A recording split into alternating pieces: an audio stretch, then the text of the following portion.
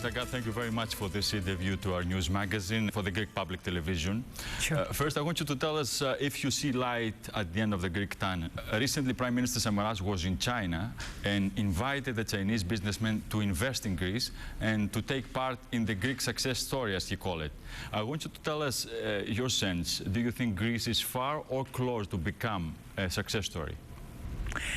I certainly hope that it's on its way to being a success story. And I would observe that there has been significant improvement with a program that is now, at the moment, pretty much on track. The program has seen massive, unprecedented fiscal consolidation, which is hard. The program has seen a major labor reform, which has brought some flexibility and improvement of competitiveness.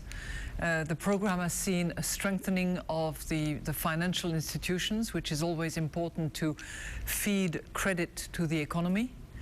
So there are some really positive developments, but obviously more needs to be done in terms of revenue collection, in terms of independence of the tax administration going forward, in terms of product and service market reforms, so that there is more space and less rigidity in those areas where investors want to invest, including foreign direct investors.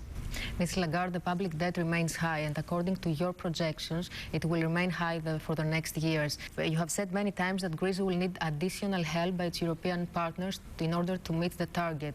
Are we talking about a new haircut? Can you be more specific? No, I'm not talking about haircuts.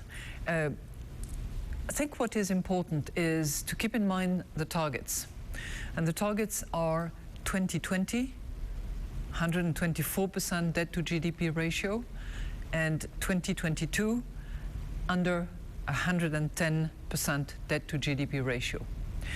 What the European partners have said as well is that to the extent that Greece delivers under the program, which is the case now, and as soon as it reaches a primary balance, that is, a balanced budget, notwithstanding the service of the debt, the Europeans will continue to help and do whatever it takes. So those are major commitments, unspecified in terms of what form it will take, but very broad and very strong in terms of principles. Mr. Dijsselbloem today in Athens mentioned that in the spring of next year might be a talk about it. It's, for the Europeans to decide what form it takes. What we at the IMF look at is what is the general principle, how strong is the commitment, and what are the conditions. I've just mentioned them. Mm-hmm. On the talks with Troika, the Greek government is looking for some tax breaks on issues that might create a new dynamic and help the real economy. Do you think a possible decrease on VAT, value-added tax, would boost the economy and lower the prices? I think the key priority, and where as much energy and resources should be focused, is on really delivering on the program. Opening up the product and service markets, I think, would go a long way in attracting investors and making sure that the Greek economy can pick up and move along a growth path that is so much needed for job creation. VAT reductions here or there, this is really, in a way, not a trivial issue, but it's one that should certainly not undermine the overall revenue collection and commitments that have been made, because now is not the time to, relax the effort that has been done by the Greek population.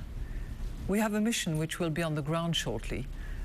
They will look at everything, of course, but the key thing is to make sure that the service and product markets are properly reformed, so that those markets take the benefit of the wage cuts that have been volunteered and which were hard gains that have to develop into real gains for the economy.